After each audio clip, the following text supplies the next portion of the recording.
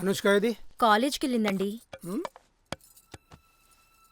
నువ్వు కాలేజ్కి వెళ్ళింది అనుకుంటున్నావు, కానీ నీ కళ్ళు కప్పి ఎక్కడ తిరుగుతుంది తెలుసునా నీకు? ఏంటండి మీరనేది? నా మంచి చెడుల ప్రభావం మీ మీద పడకూడదని, అసలు మంత్రికి ఒక కూతురు ఉందని కూడా తెలియకుండా మిమ్మల్ని దూరంగా ఉంచి బాధ్యతాయుతంగా పెంచమంటే ఇదా నువ్వు చేసేది?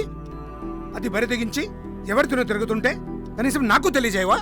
సమస్యలు చెప్పే అవకాశం మీరెప్పుడిచ్చారని? ఇప్పుడు కూడా అదెవడితోనో తిరుగుతుందని వచ్చారే తప్ప లేదంటే ఇంటికొచ్చేవారా? Hi daddy. ఏంటి డాడీ అలా ఉన్నారు? నువ్వెవరితోనో తిరుగుతున్నావట? ఓ అదా డాడ్, అతను ఆనంద్ అని మా కాలేజ్ మేట్. అతన్ని నేను ప్రేమించాను డాడీ. మీరు ఓకే అంటే అతన్ని పెళ్లి చేసుకోవాలనుకుంటున్నాను. ఎవడో అడ్రస్ లేని వాటిని తెచ్చి అల్లుడని పరిచయం చేస్తే ఆశీర్వాదిస్తాను అనుకున్నావా? అడ్రస్ లేనివాడు కాదు డాడీ. రాబోయే రోజుల్లో మీలాంటి రాజకీయ నాయకులకి తనే కేర్ ఆఫ్ అడ్రస్. ఇలాంటి పొగరు ప్రదర్శించే మీ మెనత్త ప్రాణాలు పొగొట్టుకుంది. ఈ ఇంటికి అల్లుడు కావాలంటే ఓ మంత్రి కొడుకు, బిజినెస్ మెన్ కొడుకు, కనీసం ఒక కలెక్టర్కి కొడుకు అయి ఉండాలి. అంతేగాని అడ్డమైన వాడిని తెచ్చి అల్లుడన్నా ఉంటే కూతురని కూడా చూడకుండా ఊరిలో కరివేపకులో తీసి పారేస్తాను. నేను కూడా నీలాంటి దానే డాడీ. నా ఇష్టానికి వ్యతిరేకంగా మీరేమైనా చేయాలి అనుకుంటే తండ్రి అని కూడా చూడకుండా తల వెంట్రుకలా తీసి అవతల పడేస్తా, అంతే.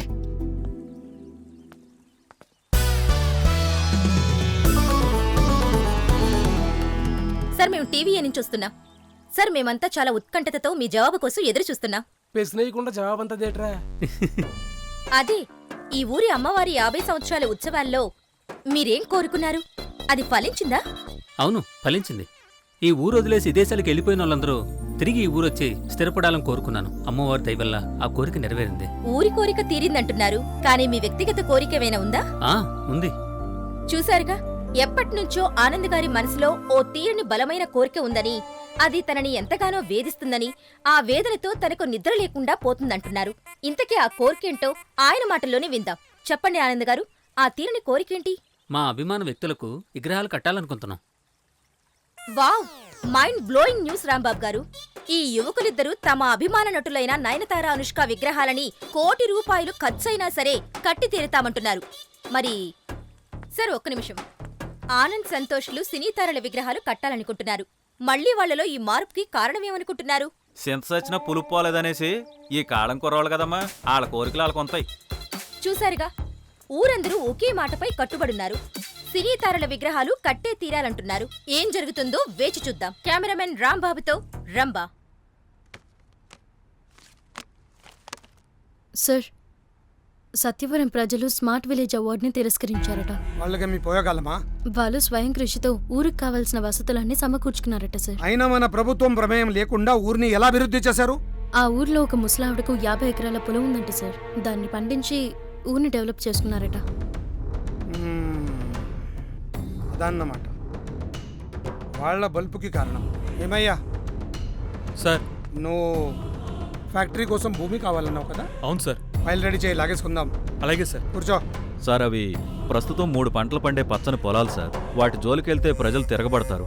లా అండ్ ఆర్డర్ ప్రాబ్లం వస్తుంది సార్. అలాంటి భూములు కొన్ని వేల ఎకరాలు లాగేసుకున్నాం. ఇది లెక్క అవి పచ్చని పొలాలైతే నీలాటిని ఎరుపెక్కించివయ్యా. ప్రజలు ఇప్పుడు పనులు చేసి పెట్టండని రాజకీయ నాయకుల చుట్టూ తిరగాలి. ఎవరికి వాళ్ళు అభివృద్ధి చేసుకుంటూ పోతే మాకేం పని ఉంటుంది? విలువ ఎక్కడ ఉంటుంది? ఆక్సిజన్ లేకపోయినా రాజకీయ నాయకుడు బ్రతికేగలడు, అని చుట్టూ ఆశగా చూసే బక్రా జనాలు లేకపోతే బ్రతకలేడయ్యా. వెళ్ళు, నేను చెప్పినట్టు చేయండి.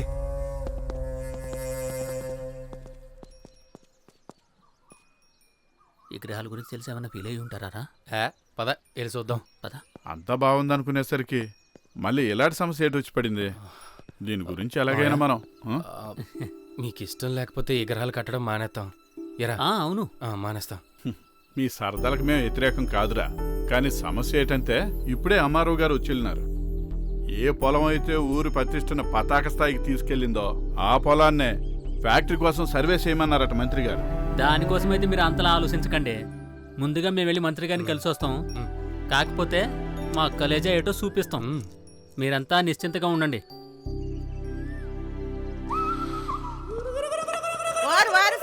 సేవంతమా మళ్ళా రంగులు రానికి ఎకరాలు కట్టిస్తున్నారట. నీకేమన్నా సేదత్తమా సెత్తోరవరా? చూడు సిస్టర్, నా పేరు సీమంతం కాదు, ఆ, శ్రీమంతుడు. ఆ? అంటే మహేష్ బాబు లెక్కన్నమాట. నీకు మహేష్కే గేదెకి పావులుకున్నంత తేడా ఉన్నది గానీ ఇదిగో ఒరే వాళ్ళని మళ్ళా సెడగొట్టుకురా. చూడు ఓల్డ్ సిస్టర్, ఈ ఊర్లో మా అభిమానుల విగ్రహాలు కట్టి తీరుతాం. ఆ? ఈ ఊరిని ఉద్ధరించిన మా యూత్ కి మనస్సులోని కోరికల్ని తీర్చుకునే హక్కు లేదా? ఆ! పప్పు సరుకు కూడా పనికిరాని పుచ్చంకాయలాగున్నావు. నువ్వు ఊతేట్రా మ్మ్. పెళ్లి కానంత మాత్రాన కొరవాడు అయిపోతాడా నువ్వు? ఆ? Sister, don't lose your tongue. ఆ? ఓ, నీకు ఇంగ్లీష్ రాదు కదా? అరే నీ బోర్డు ఇంగ్లీషా? మా ఊరు బేబీలు కూడా మాట్లాడతాయి గానే.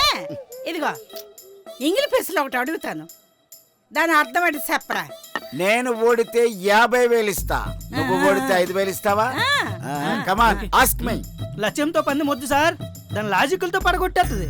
Don't worry brother, A to Z English మాట్లాడే నేను ఏబిసిడీలు కూడా రాని లచ్చమ్మతో ఓడిపోవడమా? నెవర్.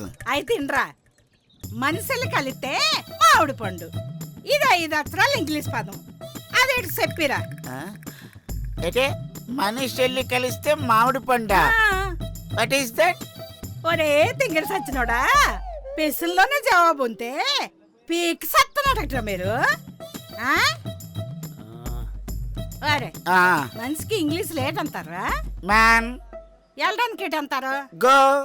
ఆ రెండు కలిపేయండి. మ్యాంగో. అదేరా అదే.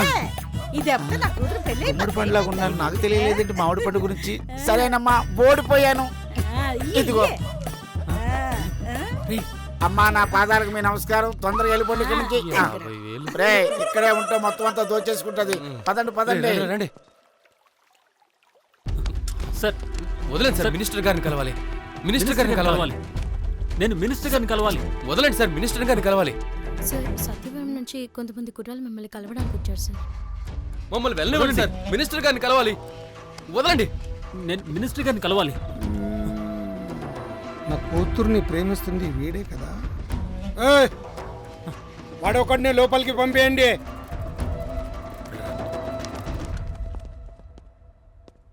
సార్ నమస్తే సార్.